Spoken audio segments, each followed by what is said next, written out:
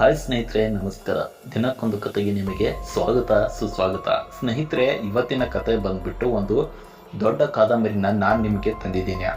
ಕಾದಂಬರಿ ತುಂಬ ಒಂದು ಇಂಟ್ರೆಸ್ಟಿಂಗ್ ಆಗಿದೆ ಮತ್ತು ಒಂದು ಕುತೂಹಲಕಾರಿಯಾಗಿದೆ ಮತ್ತು ಇದು ಒಂದು ಹಾರರ್ ಕಾದಂಬರಿ ಆದ ಕಾರಣ ನಿಮಗೆ ಕಾದಂಬರಿ ಹೇಳ್ತಾ ಹೋದಂತೆ ಕುತೂಹಲವಾಗಿದೆ. ದಯವಿಟ್ಟು ಕಾದಂಬರಿನ ಕೊನೆವರೆಗೂ ನೋಡಿ. ಸ್ನೇಹಿತರೆ, ಕಾದಂಬರಿ ದೊಡ್ಡದಾದ ಕಾರಣ ನಾವು ಇವುಗಳನ್ನು ಎಪಿಸೋಡ್ಗಳನ್ನಾಗಿ ಮಾಡಿದ್ದೀವಿ. ನಿಮಗೆ ನಾವು ಪ್ರತಿದಿನ ಒಂದೊಂದು ಎಪಿಸೋಡ್ನ ಹೇಳ್ತಾ ಹೋಗ್ತೀವಿ. ನೀವು ನಮ್ಮ ಒಂದು ಚಾನಲ್ನಲ್ಲಿ ಎಪಿಸೋಡ್ನ ಕೇಳಿ ಮತ್ತು ಎಂಜಾಯ್ ಮಾಡಿ ಅಂತ ಹೇಳ್ತೀನಿ. ಸ್ನೇಹಿತರೆ, ಕಾದಂಬರಿ ಬಂದ್ಬಿಟ್ಟು ಕಾಡುಮನೆ ಎಸ್ಟೇಟ್ ಅಂತ.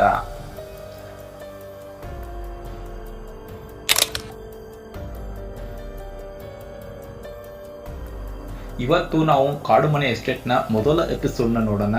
ತುಂಬಾನೇ ಅಂದ್ರೆ ತುಂಬಾ ಒಂದು ಕುತೂಹಲಕಾರಿಯಾಗಿದೆ. ಕೊನೆವರೆಗೂ ನೋಡಿ. ಗಂಟೆ ಮಧ್ಯರಾತ್ರಿ 1:30. ಕಾರು ಮೂಡ್ಗೆರೆ ತಲುಪುತ್ತೆ. ಟೀ ಕುಡಿಯಲು ವಿನಯ್ ನಿಲ್ಲಿಸಿದ. ಸುಮಾರು 10 ಕಾರು ಓಡಿಸುತ್ತಿದ್ದ ವಿನಯ್ಗೆ ರೆಸ್ಟ್ ಬೇಕಿತ್ತು. ವಿನಯ್, ಪಲ್ಲವಿ ಟೀ ಕುಡಿತೀಯಾ ಅಂತ ಕೇಳ್ತಾನೆ.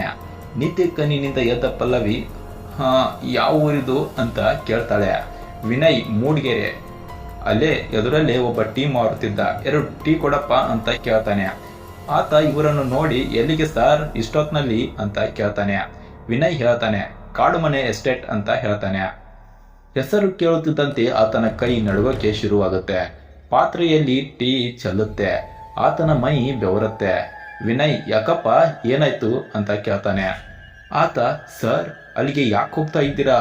ಅಲ್ಲಿ ಮಾತು ಮುಂದುವರಿಸುವಷ್ಟರಲ್ಲೇ ವಿನಯ್ ಹೇಳ್ತಾನೆ, ಸಾಕು ನಿಲ್ಸು, ಅಲ್ಲಿ ದೆವ್ವ ಇದೆ, ಭೂತ ಇದೆ ಅಂತೆಲ್ಲ ಹೇಳಬೇಡ. ನಾನೇದನ್ನೆಲ್ಲ ನಂಬಲ್ಲ.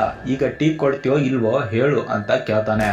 ಆತ, ಇಲ್ಲ ಸರ್, ಟೀ ಖಾಲಿ ಆಯಿತು, ದಯವಿಟ್ಟು ಅಲ್ಲಿಗೆ ಹೋಗಬೇಡಿ, ನಿಮಗೆ ತೊಂದರೆ ಆಗುತ್ತೆ ಅಂತ ಭಯದಿಂದ ತೊದಲಿಸ್ತಾ ಹೇಳ್ತಾನೆ. ವಿನಯ್ಗೆ ತುಂಬಾ ಕೊರಿಬೇಡ ಮಾರಾಯ ಎಂದು ಹೇಳಿ ಕಾರಿನ ಬಳಿ ನಡೀತಾನೆ. ಬರೀ ಕೈಯಲ್ಲಿ ಬಂದ ವಿನಯ್ನನ್ನು ಕಂಡ ಪಲ್ಲವಿ, ಏನಾಯ್ತು ವಿನಯ್, ಟೀಯಲ್ಲಿ ಅಂತ ಕೇಳ್ತಾಳೆ.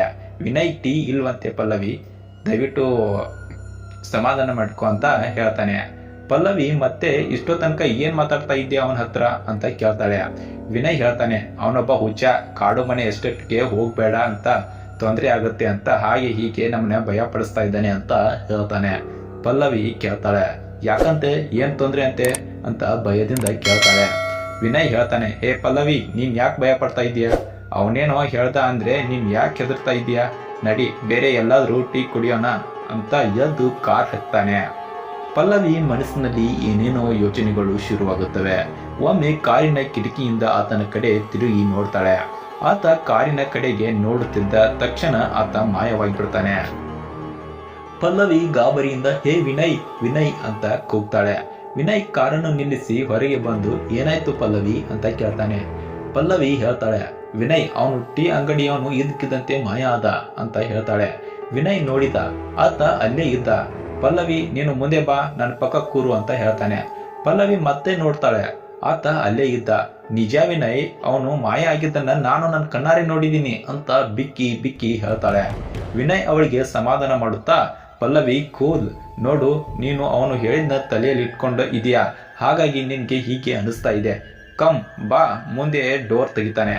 ಪಲ್ಲವಿ, ಇಲ್ಲ ವಿನಯ್, ಅದು ಅಂತ ಅನ್ನುವಷ್ಟರಲ್ಲೇ ವಿನಯ್, ಪಲ್ಲವಿ ಬಾ ನೀನು ಅಂತ ಕರ್ಕೊಂಡು ಹೋಗಿ ಮುಂದೆ ಕೂರಿಸ್ತಾನೆ. ಕಾರು ಮುಂದೆ ಸಾಗುತ್ತೆ. ಪಲ್ಲವಿ ಹಾಗೆ ನಿದ್ರೆಗೆ ಜಾರ್ತಾಳೆ. ಹೋಗುತ್ತಾ ಹೋಗುತ್ತಾ ಕಾಡಿನ ದಾರಿ ಸಿಗುತ್ತೆ. ಅಲ್ಲೊಂದು ಬೋರ್ಡು ಕಾಡುಮನೆ ಎಸ್ಟೇಟ್ 20 ಕಿಲೋಮೀಟರ್ ಎಂದು ಬರೆದಿತ್ತು. ಅಲ್ಲಿ ಒಂದು ಮನೆ ಇತ್ತು. ವಿನಯ್ ಕಾರ್ ನಿಲ್ಲಿಸ್ತಾನೆ. ಪಲ್ಲವಿಗೆ ತಕ್ಷಣ ಎಚ್ಚರ ಆಗುತ್ತೆ.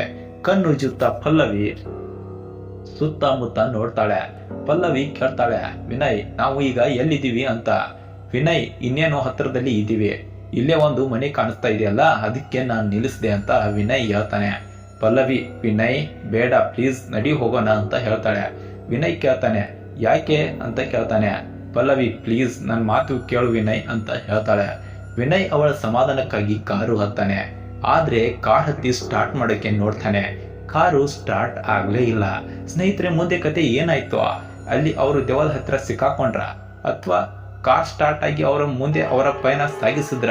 ಸ್ನೇಹಿತರೆ, ಕತೆ ಏನಾಯ್ತು ಎಂಬುದನ್ನ ಮತ್ತೆ ಮುಂದಿನ ಒಂದು ಎಪಿಸೋಡ್ ಅಲ್ಲಿ ನೋಡೋಣ. ಕತೆ ಹೇಗಿದೆ ಅಂತ ಕಮೆಂಟ್ನ ಮಾಡಿ. ಈ ಕಥೆಯ ಬಗ್ಗೆ ನಿಮ್ಮ ಅನಿಸಿಕೆನ ಕಮೆಂಟ್ ಬಾಕ್ಸಲ್ಲಿ ಬರೆಯೋದು ಮಾತ್ರ ಮರಿಬೇಡಿ. ಕತೆ ಇಷ್ಟ ಆದರೆ ಲೈಕ್ನ ಮಾಡಿ. ಇನ್ನೂ ಇಂತಹ ಹೆಚ್ಚಿನ ಕಥೆದಾರಿ ಕಥೆಗಳಿಗಾಗಿ ನಮ್ಮ ಚಾನಲ್ನ ಸಬ್ಸ್ಕ್ರೈಬ್ ಮಾಡ್ಕೊಳ್ಳಿ. ಮತ್ತೆ ಸಿಗೋಣ. ನಮಸ್ಕಾರ.